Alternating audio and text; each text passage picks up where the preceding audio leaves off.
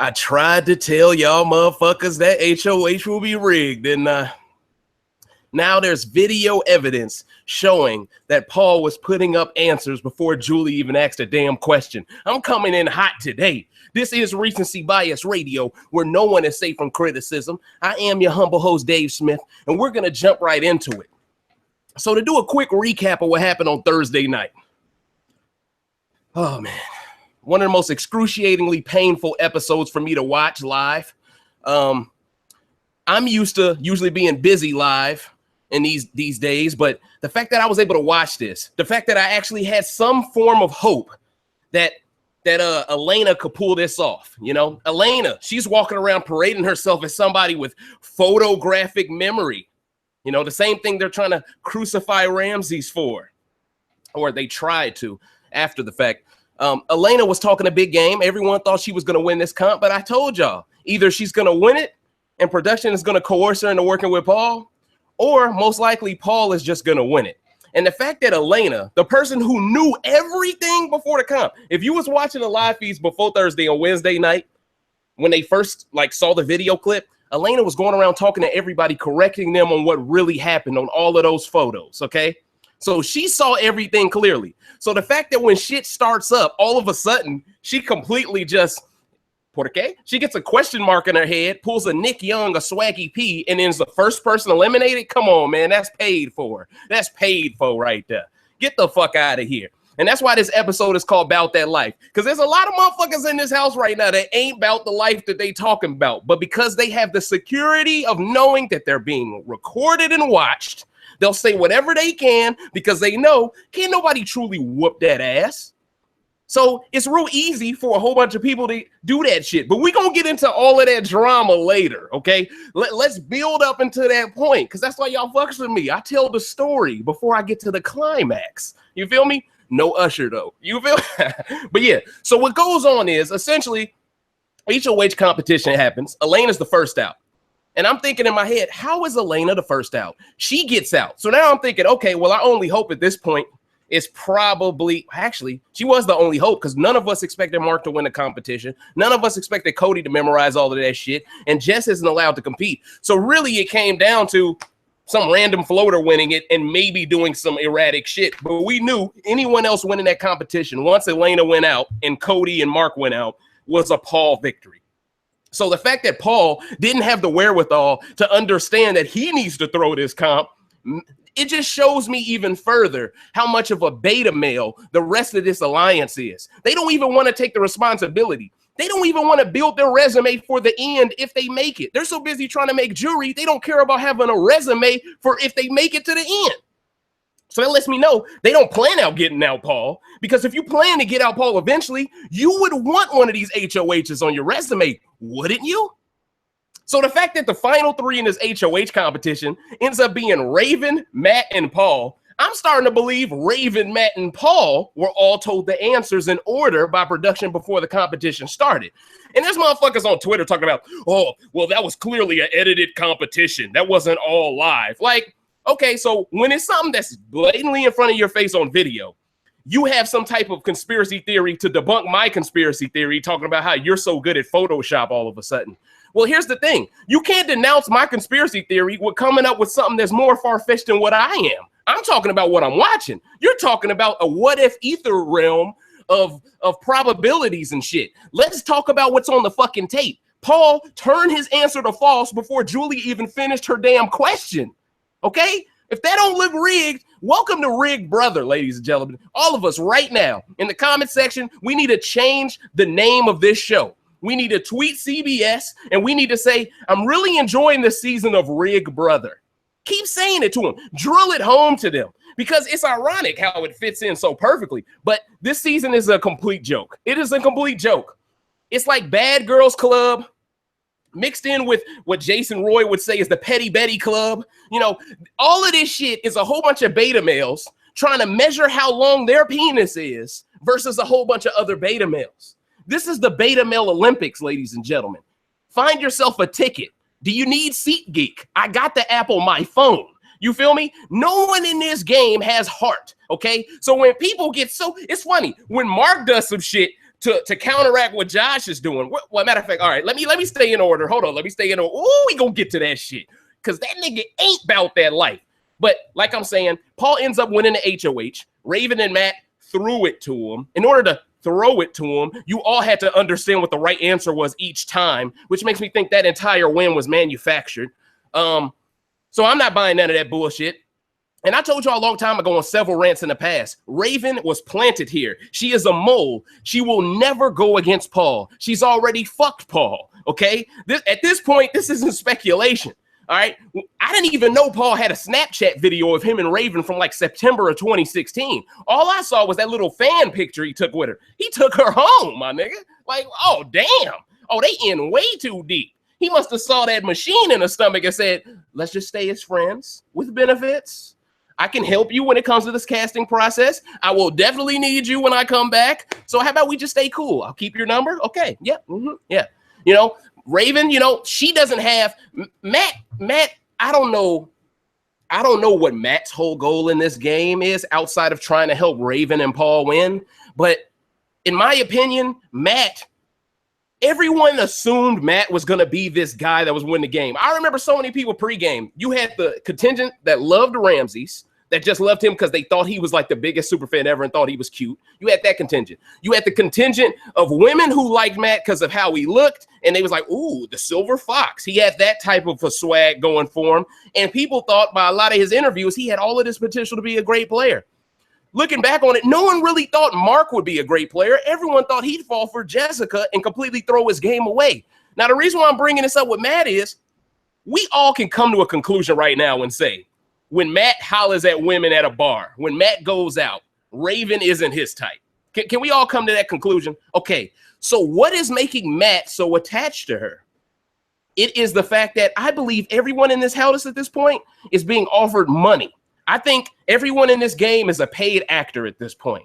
I think the proof speaks for itself. No one is truly trying to win. They're just trying to last, which is why I'm thinking this season might have some type of non-disclosure agreement, some type of clause in their contract that involves making sure Paul makes jury, because you got to think about this.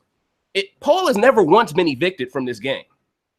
So I'm sure Big Brother didn't want him to be a flop. And on top of that, you have to make sure your sequesters, you got to make sure those are lit too. That way you have some type of a content to put online or put on the show. You know what I'm saying? As people start going into the jury house, you want drama.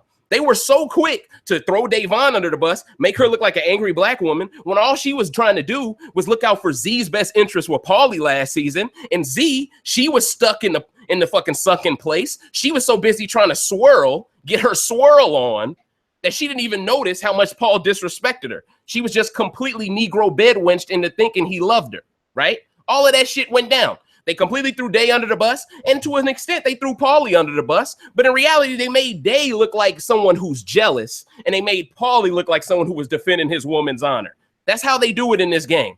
Now, I'm not going to turn this into no people of color shit, because in this episode, I'm finna go ham on Josh. Please believe I'm going to go ham. So let me speed this up. So essentially, Paul wins HOH.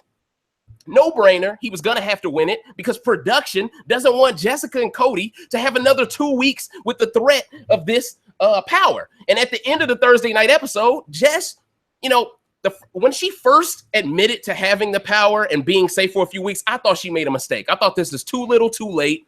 Where was all of this bravado when you had the HOH? That's what was going through my mind. I'm thinking at this point, self-preservation should kick in for Jess, and she should stop trying to talk that shit because her actions in the past week shows she'll never back the shit up anyway, right? So her best move is to act as if everything's cool. She decided to be the aggressor, which is why later on in the week, when she gets pissed off at Cody for being the aggressor, defending her honor, it just didn't add up to me. But Jessica is slowly but surely getting mind fucked by Paul a little bit too. But all in all, love always wins in the end. But anyway, so like I said, Jess, she basically unveils to the whole house. She lies though. She says some shit to the effect of, "I'm just glad me and Cody won the temptation, and we'll be free from eviction for the next 3 weeks." It's really the next 2 weeks. And she lied about that shit. But you know what? Kudos to her for trying to do something to shake up the dynamics of the household. So I can't knock her for that. I just think it's too little too late. Where was this at? Where was this Jessica at when Dom was about to go home? Where was this Jessica at when Cody first came back? You had HOH, and you could have took a straight up sniper range shot. I'm talking the movie Wanted. You could have went straight Wanted on that ass and hit him from like 300 meters away. You could have just headshotted somebody. Where was that Jess at? Now all of a sudden you're mad Ramses goes home. And now all of a sudden you want to put on your big girl pants? It's too fucking late. I'm sorry. It's too fucking late. And taking your anger out on Cody just because he knows Paul is a fucking beta male that's not about that life. Plug. Just because he knows Paul ain't about that life and he got to check him, that don't mean he's ruining your game, Jess. Last week, you did everything in your power to ruin Cody's game by not targeting Cody's biggest enemy. Cody is just living in the dynamic that you created for him. It's funny, at the beginning of this game, everybody said one thing. What was that one thing, ladies and gentlemen? They said, Cody has truly ruined this game for Jessica. Now Jessica is forced to live in the house of tension that Cody built up by putting up Christmas as a result of Paul being safe. We all was willing to throw, well, I wasn't really willing to throw it because I applauded the move, but the majority of fans who were on Paul's cock still, they were rejoicing and giving Jessica all this sympathy because of what Cody did. Then when Cody goes home, everyone rejoices like, yes, now Jessica can play her own game. When Jessica has the opportunity to play her own game, she doesn't do anything with it. So that's what needed Cody to come back. She didn't make any type of she didn't get any closer to joining that alliance when Cody was gone. All she did was have a bigger target sitting next to her. That was it. You feel it, dig me? Like, if Paul was really smart, okay, he would have just targeted Jess over Dom anyway, because the whole house already hated Dom, and Cody is coming back and can help Jess. But Paul, he's so busy in his own head thinking production will never screw me with a battle back. They want me to win. So he got a little cocky, and that's why he chose to get rid of Dom before Jess. But that was the biggest mistake Paul ever made. But he ended up making back that type of territory that he lost because of Jess's dumb gameplay. So when you fast forward to this week, now that Paul has the HOH, now all of a sudden Paul is hitting these motherfuckers up with lies. And this is why Matt and Raven didn't want HOH. Because if they would have won HOH, there would have been a lot of one-on-one conversations people would have had with them. I'm talking about of the four. I'm talking Mark, Elena, Jess, and Cody. They would have had tons of one-on-one conversations with one of the two or two of the two, completely badgering them about the last vote.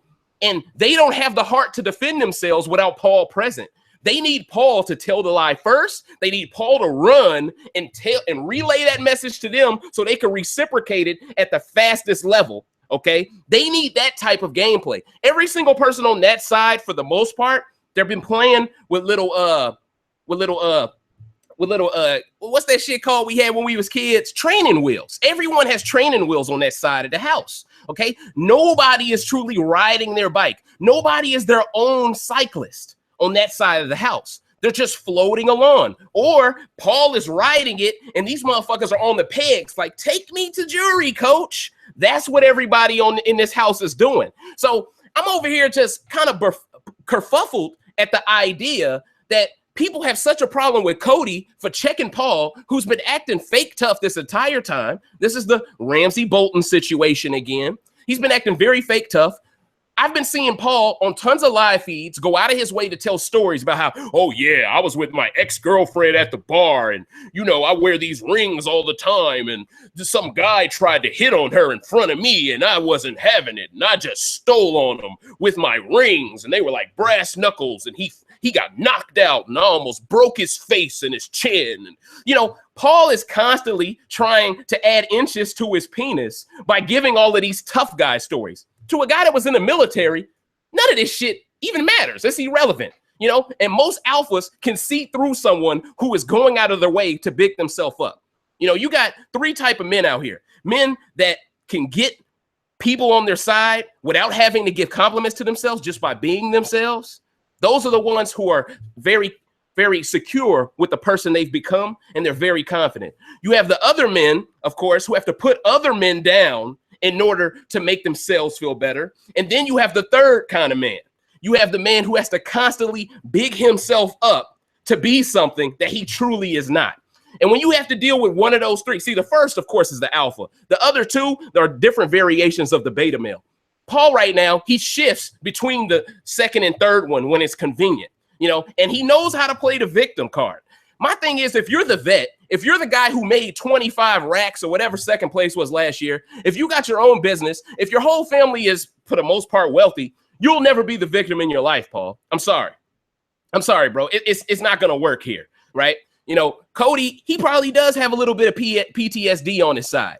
But at the end of the day, Cody's intentions have been good from the start. He wouldn't even challenge this motherfucker. So let me go ahead and give you guys the scenario. Let me give you guys the climate of what goes down. So essentially, Paul is telling all of these lies to everybody in a room, including Mark. Okay, he's telling all these lies to these people, and he's making sure once he's done with that, he runs to everyone to tell them the story. That way they can keep their story straight. Now, he contradicts himself several times within this story. 1 minute, they decided to get rid of Ramsey at the last second. 1 minute, he's just one guy, and they have to ask the other 6 or 7 people what they thought. Then the next minute is we all came to a decision like on Monday. So he constantly just jumps around with his opinion. He's basically doing the Harlem Shake in a way. You know what I'm saying? He's really bullshitting, okay?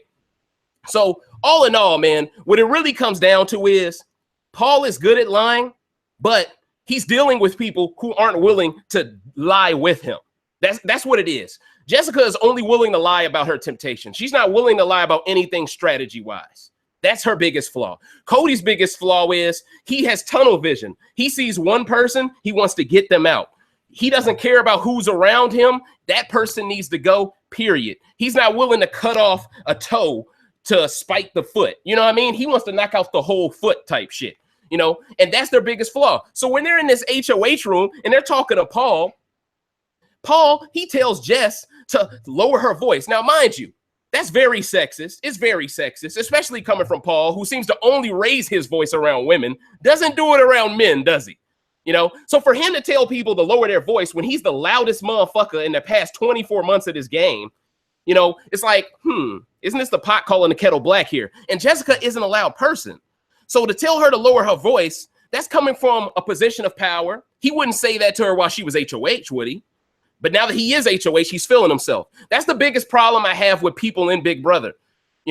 They always tell people, oh, you kept yourself cooped up in that HOH room and you thought you were better than us. Then when they get the power, they do the exact same thing. And then when they're on the bottom and survive the week, they have the same problem with the next person that they just did the week before. It's the entire game is built off racial tensions and hypocrisies. Okay. So when Paul has these problems, okay, he tells Jess to lower her tone, and Cody, he does the move any alpha would do. When we smell blood in the water and notice you a beta, we not finna let you disrespect our lady. Is you serious? Tell me to lower my voice, my nigga. What's good, though? Is you bout that life? And Paul wasn't bout that life. Paul, he said, get out of my room. Get out of my room. He's talking like the landlord, right? Get out of my house. Move out. Eviction notice. You know what I mean? And here's the thing. Jess still has the temptation to save herself, and Paul still nominated them regardless, meaning production went out of their way to tell him they could be nominated. And I believe this happened before Jess even confessed to Christmas what her temptation truly was, meaning even if she would have confessed it, and I'm not going to give Jess a pass for that, by the way, terrible gameplay. Why would you ever think Christmas is the right person to tell the information to when she's just another puppet working for Paul? She's literally a one-legged Paul puppet. That's all she is. Christmas Rousey. That's all she is in this game. And kudos to Christmas for being able to utilize her social game to be able to talk a fragile player into doing that. But once again, this is more of an example to all of you Jess fans and stans that she's not as good as y'all all thought she would be. She's not. How many times does she have to choke? She's choked under pressure like 5 times in 2 weeks now. Like, it's getting to a point where if she wants to really blame Cody for some of this shit, it's just coming from a position of, you know what? I know Cody loves me and he'll forgive me for whatever I say, so I'm going to say whatever I want about him. And I'm going to say it to him. She honestly believes that Cody is the same guy outside the house than he is in the house. Look, Cody doesn't have to associate with beta males outside the house. He'll only associate with alphas. Most likely, all of Cody's best friends are exclusive to the military. Those people will probably respect you more than the average friend anyway, because they've been to war with this guy. So these are people that will help you in a time of need, Jess. You're not going to have this same problem outside the house. She's so busy thinking about, oh, if he'll do this in this game, he'll do this in real life. And like, no. Paul isn't this tough in real life. So that's like for someone to go up to Paul and say, wow, Paul, you're really starting it with Cody. I'm worried because you would start it with him outside. No, a lot of people do stuff in this house, specifically betas, that they wouldn't do outside the house. But from an alpha perspective, Cody, he's doing what he would have done naturally if someone disrespected his lady. But Paul wouldn't have disrespected you, Jess, outside the house. That's what I'm trying to get to. Okay, so I think she went on a huge tangent, making all of these assumptions. All of Cody's intentions are completely good. Completely good. You know, I just say that she has humanized Cody to a certain level now where he just comes off like he has a weakness now. He has a chink in his armor. He's like Achilles, okay? He's essentially Brad Pitt, okay? When you hit him in that one Achilles, all of a sudden he can get hurt in every area of his body. But until you hit that one tiny spot, he's impenetrable. And that's who Cody is, man. He's the fucking Terminator. And that's why Paul had the chance to keep him out of the game, couldn't do it. Soon as Cody comes back in the game, Paul is like, oh, man, trying to dap him up. Oh, good job, bro. Paul didn't have the heart to say all that shit to him yet. Paul is what you call a circumstantial friend and a circumstantial rival. He doesn't want to be your rival when you're in power, even though he has production's help. And that's what makes him the biggest pussy of them all. You know, so what essentially goes down is Cody, you know, he checks him. He says, hey, man, you know, don't tell her to lower her voice. He gets in his face. He said, what are you going to do, Paul? You know, he basically said, is you about that life? Fight club. Let's get it. Throw them hands. Let's see what's going down. You know what I'm saying? Throw them daddy Yankees type shit, you know? And this motherfucker, Paul, didn't want none. He like, get out of my room, bro. Get out of my room. Cody walks away. Paul says some slick shit. Cody walks back up. Paul ain't got shit to say. Cody leaves the room. Cody walks down the staircase. Now Paul got some more slick shit to say. Whenever somebody got some slick shit to say when you're walking away, bro, it just shows. It just shows. They ain't about that life, bro. You know what this reminds me of, y'all? Have any of y'all seen, I believe it's called The Dragon. Have any of y'all seen the Bruce Lee movie? The one that was a biopic on his whole life, where he started off, I believe, in China, and he came to the U.S., and he was like at a Marine base, and he met his love interest was this white lady, you know, and he had his dojo and, you know, all that stuff. And he had dreams of doing this and that. Well, anyway, remember when he was on tour and he was like, you know, challenging several fighters and shit like that. Remember, he was grown up. He was challenging several fighters and he had that homie with him from a different world. Well, at least he looks like homie from a different world. And he had homie with him or whatever. I think that is homie from a different world. But yeah, so he had homie with him who was like his best friend, the black dude. And he whooped this dude's ass, okay? He said, you give up, you give up. The dude was blood spewing out of his mouth. He said, I give up, I give up, I give up, okay? The dude says, I give up. So Bruce lets him go with honor. He bows to the judges and he walks off. What does that guy do as soon as he turns his back? He runs up on him and hits him with a drop kick in his back, fucking up his spine, which ruined Bruce Lee's life for, I believe, a few years because he had to do tons of rehab to get back to the level that he was at. That's who Paul is. Paul is a motherfucker who has to rabbit punch you. Paul cannot alpha up. He can't do it, okay? Like, Paul, that's not what he's about, okay? And he knows he's not about that. The dude is like 5 foot nothing, okay? His beard is taller than he is, okay? You know, he don't want these problems from Cody. And that's the biggest problem I have with Paul. You don't even have to go in this back and forth with him. If you want to play this, I have integrity. I don't have to resort to this low level of low blows. If you want to have that personality, that's fine. But at the same time, the true live feeders know that you have been perpetuating all of this shit going on with Josh and Mark. You've been telling Josh to do all this goofy shit with all these pots and pans. So if you're going to tell Josh to do all this goofy shit, then act like I had nothing to do with it. That's going to come back to haunt you in the end, Paul. That's going to come back to haunt you in the end. Because eventually, everyone who is on your side now, you're going to have to Austin Rob style, one by one. And they're going to spill that fucking tea in that jury house. And I think that's the only reason why he wants Cody gone. He doesn't want another battle back to happen. And he doesn't want Cody to be victor. He doesn't want him to come back twice. Okay? Because he knows no one can fucking stop Cody when he has a reason to continue. Jess is his reason to continue. For now, Cody is weighing out the options thinking, you know what, do I want her to use this ability on me just to save me because they're going to target me over her, yada, yada, yada. But Cody, he's got to snap out of that, and he's got to realize her best chance in this game is with Cody. And I'm glad that she's come to her senses. She's not allowing all of these people to talk her into not using her temptation. What's the point of saving your temptation for one more week, Jess? Just so you can use it next week. You have no Cody no more. He has no chance to come back. And now, most likely, next week, if you do use it, one of you, Mark or Elena, is going home the week after anyway. The numbers are just against you. And Elena doesn't seem like someone who wants to ever win HOH. She could have won it versus Alex, gave it away, allowed Dom to go. She could have won it this time because she has this photographic memory, chose to throw it for whatever reason. You know, I think it has something to do with the fact that she thinks she's so fucking close to Paul that he'll never target her. So she's just like, you know what? Why do I want to show my cards this early? Because we must not forget, even though Elena flipped over, she still is part of that group that I just want to make jury. She's still part of that contingent, okay? So nothing has truly changed. Her outlook on the game has changed because she just realizes who the biggest threat to her game is because she's told Paul too much information. So let me get into my conspiracy theory with this temptation competition. I think this is all bullshit, ladies and gentlemen. First off, I didn't know this lasted 3 weeks. I recently figured it out. Oh, it's 3 weeks. I thought this was just 1 week. I've never heard of a curse lasting 3 weeks that really doesn't feel like a curse at all, by the way. This feels like Conspiracy Corner. This feels like another twist meant to help Paul if he's in a bind, okay? So, like, for instance, let's say Jess rewinds this week, right? It will negate Mark, who already won this competition temptation. It will negate his being safe, okay? So now he has to compete again. But at the same time, Paul will have to compete again. And I have a feeling they're going to keep Jess from competing in this next HOH to make the numbers the exact same. They're probably going to pick a competition. Most likely Paul's side is going to win. But this is where I'm getting to.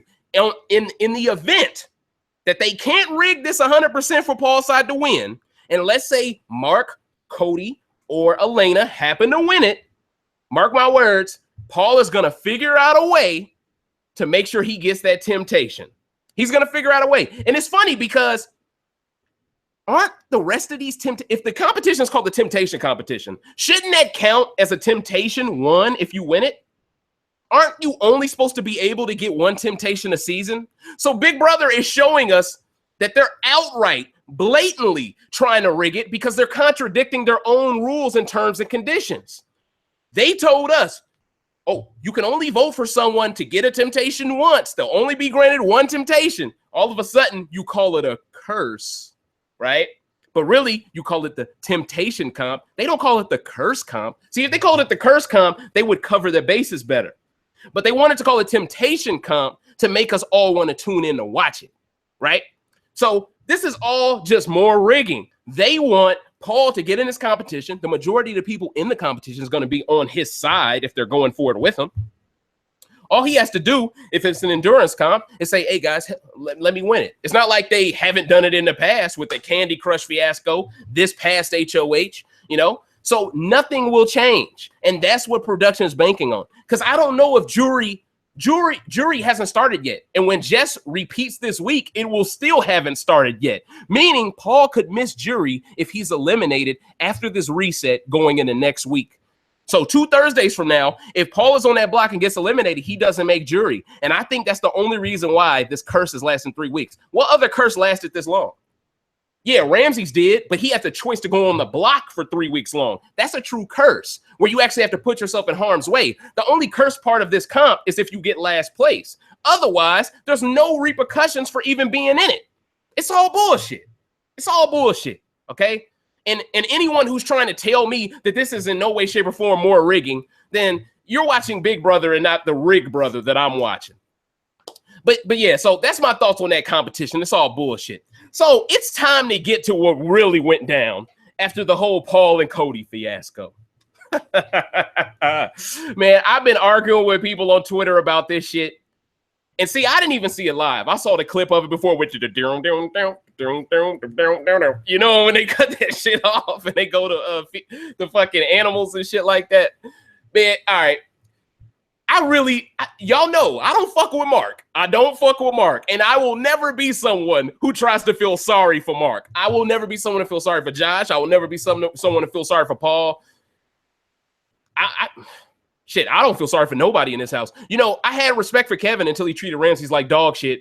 Then when Ramses leaves, all of a sudden they want to do goodbye messages to save Kevin's entire image. That was all bullshit. So you mean to tell me Dom couldn't get a goodbye message? So you mean to tell me nobody in this house full of motherfuckers, these blackface battalion members, no one in this house could say a nice thing about Dominique? But you mean to tell me this coon-ass nigga Ramses gets a goodbye message from a guy who has been working for 7 days straight to keep him in the dark? And then, you're still invited to my Thanksgiving, though. Man, nigga, fuck your turkey. That's what I'd say. But Ramses is such a damn coon, he'll buck dance his way to the dinner table. You got some buttered biscuits? Thirsty as hell, boy. But that's the shit I don't fuck with. How come Dom couldn't get that treatment? Huh? Why it seemed like y'all was in a rush to get rid of her? Oh, well, she's doing the battle back, Dave. Oh, they gotta do their promos. Fuck that shit. They didn't want her to have goodbye messages because these motherfuckers had nothing nice to say about her. And that's what pisses me off. Like, I legitimately, well, maybe she did. I don't really remember her having goodbye. Did she? I don't remember no one saying anything nice about her. I really don't, man. And at the end of the day, Paul was a fuckboy towards her. But I'm not going to get this about Dom again. I just can't help. It just triggers me when these goodbye messages are so heartfelt for someone that weren't aligned to anyone. You know, you could be someone that was never aligned to anyone in this game and get a heartfelt goodbye message. And then be someone like Dom who was aligned to the majority that just threw her to the wind. And now all of a sudden, no one has anything nice to say about her. Like, that's interesting to me. Someone you're indifferent towards, you can think of very nice things to say. But somebody who was just standing up for themselves that got set up and was painted as a villain because of their religion somehow isn't worth that same treatment. You know, it was just something I noticed. A lot of people ain't speaking on this, but I will. But yeah, so I initially talked about all this shit because I wanted to get into the Josh situation. So here we go. Josh has been on this fake ass evil dick pots and pans shit since Wednesday. Okay. No, wait, since Thursday. My fault. That was Thursday morning, Thursday afternoonish. Okay.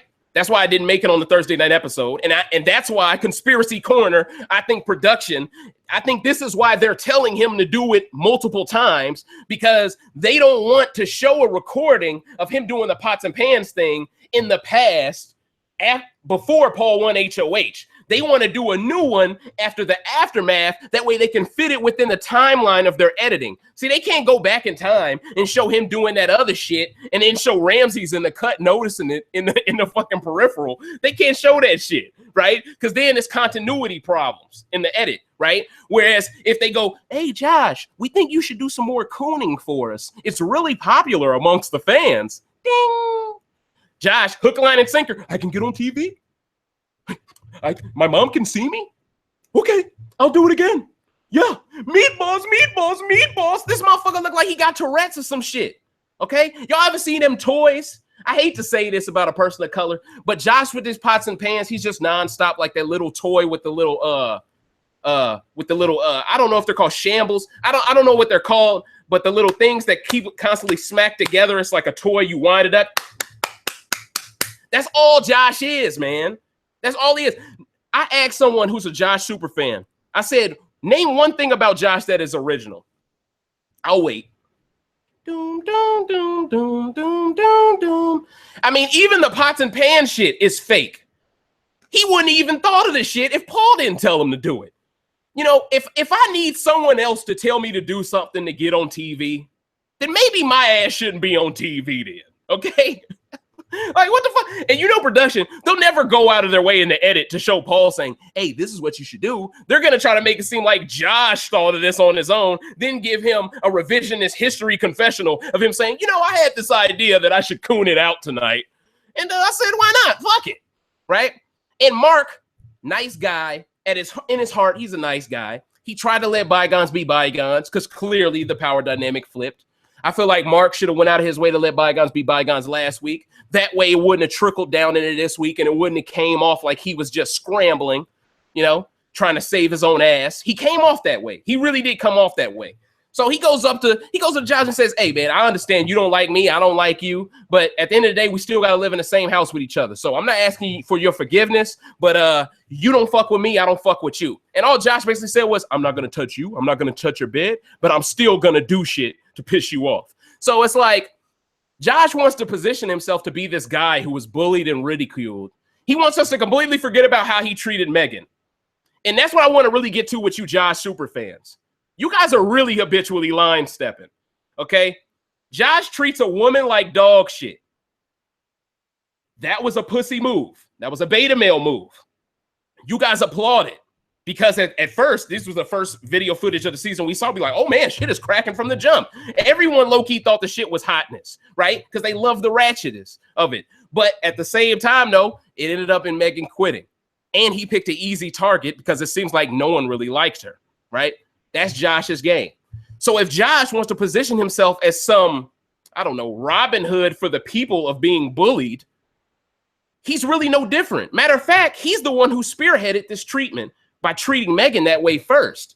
So for him to parade himself around as some guy who's doing the right thing while consistently perpetuating the same behavior that he was crying over, it makes him no better. In fact, it makes him worse because he's using the way he was treated as a reason to treat people the same way. If you're going to be that person who says this isn't right, you have to turn your other cheek and do the exact opposite. You have to be the antithesis of that. But Josh isn't interested in that because Josh, I'm just going to completely tell y'all what it is, man. Josh, in my personal opinion, not only is he a beta male, he's got a lot of female in him. I'm just going to be honest. He's got a lot of female in him. He doesn't check no one to their face. This motherfucker needs percussion instruments, pots and pans, just to get someone's attention. Josh, why can't you just walk up in Mark's face and keep it 1,000 and talk that shit to him? You feel me? What happened to that? Why do you have to copy somebody else's shtick? You know, all this does is make what Evil Dick what makes what Evil Dick did even better, because he had to worry about his daughter being retaliated on with every move he made. So it made the moves he did more badass. While you have no one that's truly connected to you. You're doing stuff just to get on TV. Then you're asking for sympathy, talking about, I'm a human being. I'm a human being. Everyone's a fucking human being. That's like saying water is wet. Water is wet. Slop is nasty. Slop is nasty. We're all beta males. We're all beta males. All of it is just redundant. Okay? We don't need to constantly be reminded by you that you're a human being, Josh. We don't care. Okay? And the people that are applauding him for this pots and pan shit are the same ones like, oh my God, he picked Mark. He shouldn't be able to charge someone like that. Look at his size. Whole time they're dismissing the fact that Josh went out of his way right before Mark did that to say if we were outside of the house, I would have been knocked you out. Josh said that shit. Okay? So it's okay for Josh to give idle threats.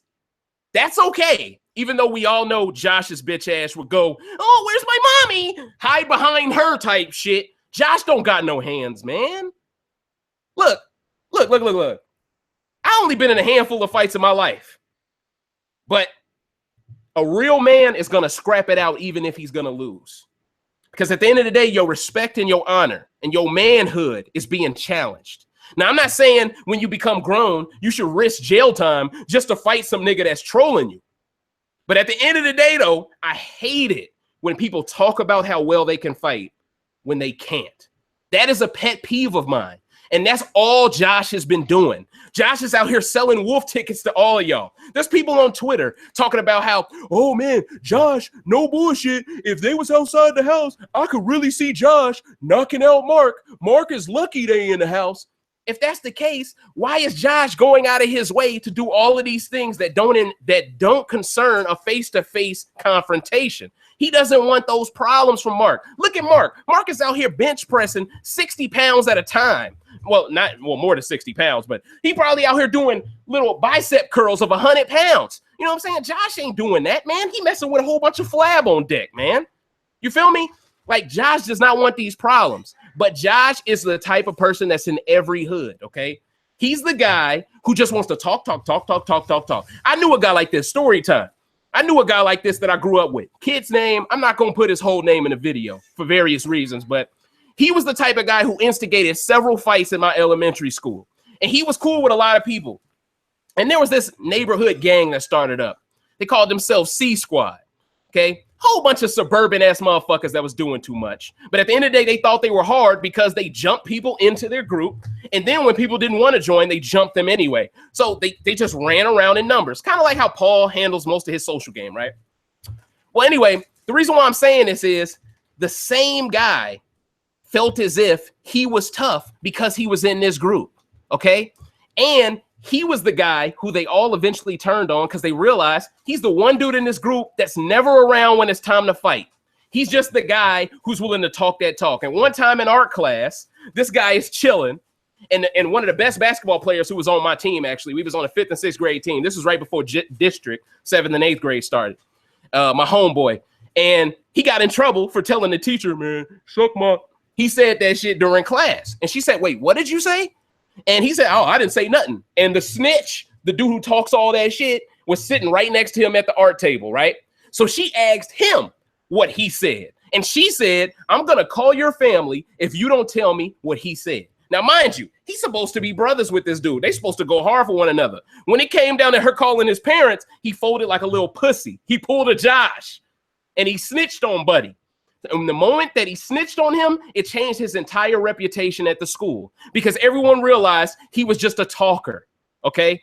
There's tons of talkers out here. There ain't that many motherfuckers who can take a punch, though, okay? That's why they talk, especially when they're on video. Look, I don't want to mention DJ Academics right now, but he's someone who's very successful in the YouTube field.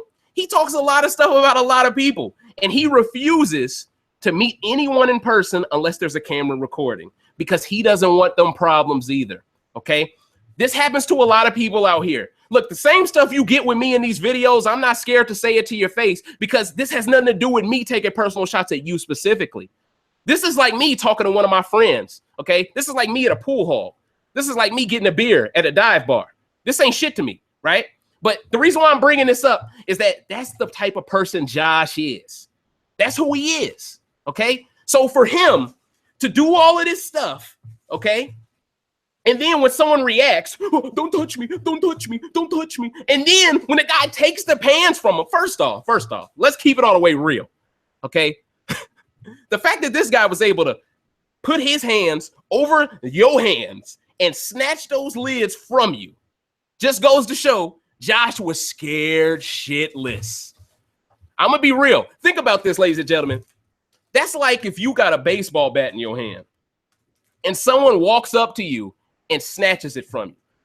The one thing you're not going to allow to happen is for them to take your weapon from you. Take your prop, if you will, from you. You might let them walk up to you, but you're going to hold them things behind your back. You know, Josh was so shook in the moment, he couldn't even bait him into hitting him. Josh was so busy worried about, oh, I don't want to get hit. He knows, though, he's in the friendly confines of Big Brother where that will never happen. Look, we've seen the Willie Hands incident, but all he really did, truth be told, was run up on that dude and just shoulder tackle him, though. He didn't, from what I saw, he didn't swing. You know what I mean? Because that dude would have hit the ground. You know what I'm saying? But it's just interesting, though, how these people think it's okay to take all these personal shots, say all of this goofy shit. Really, the only original thing that Josh has ever said in this game is meatballs. And that is the most corniest shit he's ever said as well. It's pretty ironic. But I just find it interesting, though, how you Josh fans, you condone this behavior just because he's aligned to Paul, which is why I'm starting to believe most of the Josh fans on Twitter are just Paul fans. I'm starting to actually believe this because a lot of people who root for Josh, they liked what he did with Dom, but they've kind of forgiven Paul for what he did to Dom. It's really weird. And you can't do all three things. I'm sorry. It just doesn't work for me. It doesn't fly. Okay. I see through that bullshit real quick. So, yeah. So essentially what happened was Mark ended up winning that temptation competition. Jason lost it. I thought there would be a fraction in that alliance because it seemed as if Alex and Jason were pissed off at Matt. I'm sure we'll see it tonight on the Sunday night episode, whatever Matt did or didn't do. But it led to Jason getting put on the block and Matt not beating Mark out of this competition. So that's interesting if there is some type of a fracture in this alliance. That's all we can truly hope for, that people start holding their own nuts. But yeah, man, I mean, watching the video, it's like I've seen people tweet TMZ and say a white Caucasian male attacked a Cuban man, a small Cuban man. Like people are trying to twist this around, and I think they're doing it on purpose because in the back of their minds, I think some people are trying to I think they're trying to desensitize TMZ to these scandals now because TMZ finally took a hold of the Dom situation. So I think now people are trying to make a mockery of how serious that situation was by acting like a situation that wasn't even true conflict is somehow noteworthy for them to report. And it just rubs me the wrong way personally because we all know that Josh doesn't deserve TMZ. He doesn't deserve it, okay? He doesn't deserve recognition for copying another former house guest and doing it in poor fashion. We shouldn't give people credit for this. What's next? If Josh does his own Dan funeral, are y'all going to go out of your way to say this is good too? Come on, man. At some point, you got to admit that this dude is just a copycat, okay?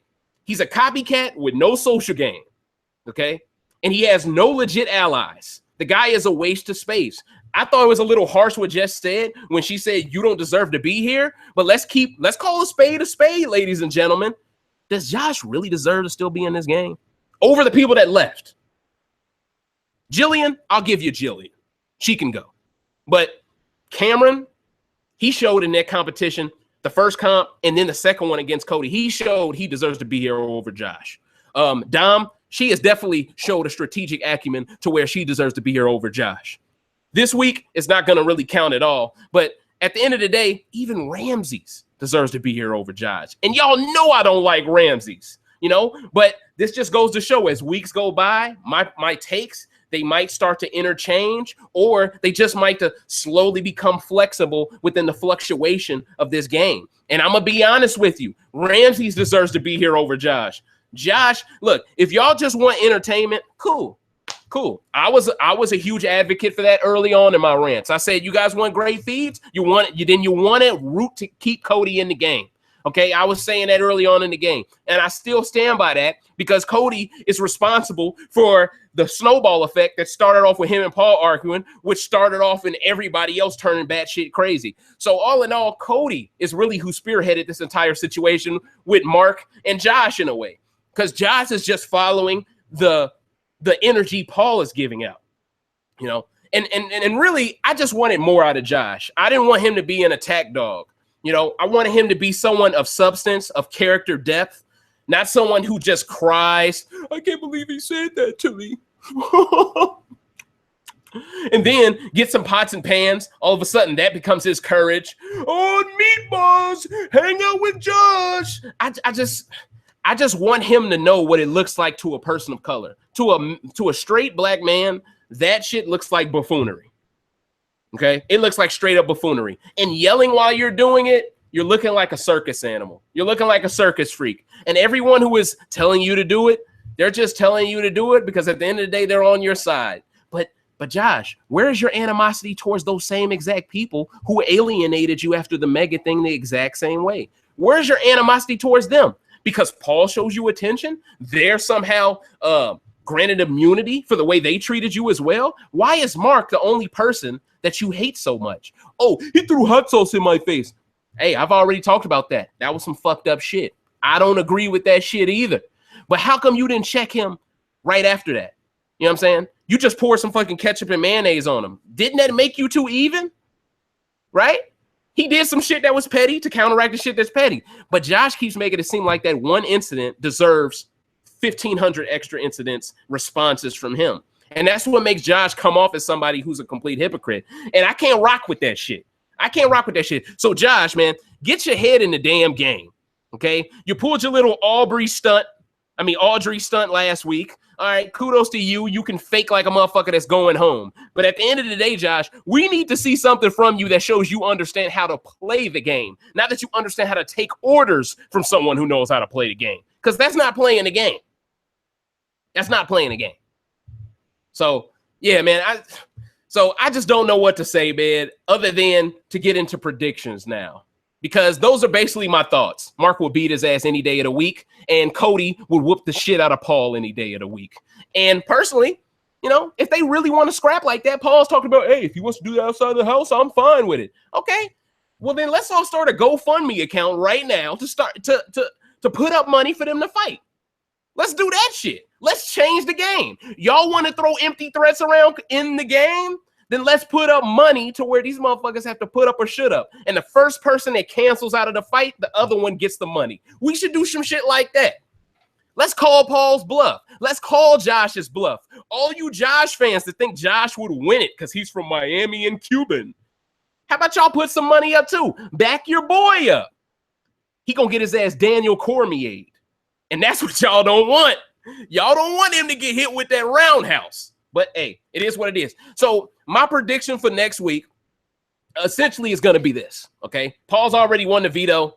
I don't think he's going to use it on anyone. He's talking about taking Jess down and putting up, I think it would be Elena because Mark is safe.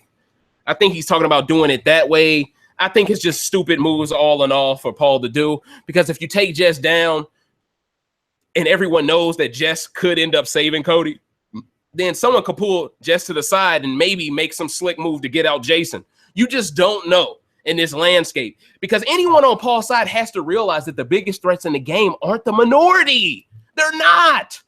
There's only one more eviction probably before jury. The smartest move for you to do is take out a Paul vote right now. But these people are so damn stupid, they don't see it. They don't see it. And that's what's so frustrating. You know, if you knock out Jason right now, good competition player, close to Alex, who's close to Paul, that knocks out a Paul number. I don't see how that wouldn't benefit Kevin's game. Kevin, he says he's close to Jason, and that's all fine and dandy, but he still hasn't even told Jason he has the 25K. So evidently he's not that fucking close to him. So I just want some of these floaters to play the game. That's all I want. Play it for real. Christmas, she seems to be actually trying to do something, but if they keep these competitions around that allow you to just stay stationary just to cater to her weaknesses, I'm going to be really pissed in the coming weeks. But all in all, I think this week is a wash. That's why I was contemplating even doing a rant video, to be honest with you guys. I was contemplating doing it because I was like, man, what's the point? This week is not going to count. But then when all this drama unfolded, I'm like, God damn. I feel like I got to do it for the family. I got to talk that shit. Because y'all know, wherever you may be from, you know the one who talks the most in the room is the one who's about the least action, okay? Every single time. We saw it firsthand with Daniel Cormier and John Bones Jones. Daniel Cormier was the one talking the most shit. John Bones Jones wasn't. John Bones Jones was like, all right, man, we'll see. You feel me? Because when you have that much confidence in yourself, you don't have to big up yourself like Paul and Josh does, okay? That's the little man syndrome, okay? So all in all, in the next week, I think what's going to go down, I think most likely they're going to design another competition. I think we're due for another. Well, no, we just had 2 endurance HOHs in a row, really. So, okay, so we pretty much are forced to do either an A and B comp like the true and false one again, or they're probably going to do something that's real random. You know, like the bowling one where they just shoot something up and then wherever it lands, that's your number. And then people stand in line like first, second, third place or first and second place. They'll probably do something like that. Maybe I'm thinking. But for the most part, I think they don't want to do anything that's random draw because if they do it random draw, then Paul could be in trouble. But like I said, they have the parachute set up with the temptation comp to save him at the end of the day. So all in all, this has been the 7th rant about that life. If you are supporting Josh or supporting Paul, then you're supporting 2 people who aren't about that life. And if you truly believe that they are about that life, how about we all come together as a fan base and let's fund this this pseudo celebrity fight, right? Of course, give me credit for starting it because I'm the one who threw it out there. But at the end of the day, that doesn't matter. If they want to talk all this shit, let's have them fight it out with gloves on. Let's see who the alpha is. You feel me? Call it Big Brother alpha fights. No. We're gonna have to think of the title later on. But let's start a GoFundMe though, and let's fund this fight because I'm tired of people selling wolf tickets, man. And there's a lot of beefs from previous seasons, so we could have a lot of undercard action. So if we just come together, we could think of some dope shit. Okay, so if you truly believe all of these people that talking all this shit can truly handle themselves outside of the game, all right, well, let's go ahead and incorporate it in a way that can bring awareness, raise money, and also allow all these people to settle their differences. That way they can never talk shit ever again. And it will also influence further Big Brother seasons in the future to make house guests think twice before they go start talking out their ass. Okay, so if we do this, it can have repercussions and ramifications on several different things that happen. So ramifications on several things that happen in the future. So I think it's a great idea. So this has been Bout That Life. I hope you guys enjoyed yourself. I'm going to enjoy the rest of my Sunday. I got to check out Power. I got to check out Game of Thrones. I got to drink some more tequila. I don't give a bit up. But all in all, man, thank you to everybody who's been watching live with me. I truly appreciate your support. I hope you guys continue to fuck with me. If you haven't yet, subscribe to me on iTunes and SoundCloud where you can get my sports podcast. Also, subscribe to me now on YouTube. Go ahead and hit that button. Hit that like button. And if you have anything that you want to discuss with me, you know, everyone knows that I don't mind having a great conversation in the comment section about what went down. And I'm sure some shit probably went down today on the live feeds while I was speaking. So feel free to update me, send me messages, follow me on Twitter at SmithDogTrill. And I'd love to go ahead and just debate with you guys, man. I'm truly liking the universe that we're building over here at Recency Bias Radio concerning Big Brother talk.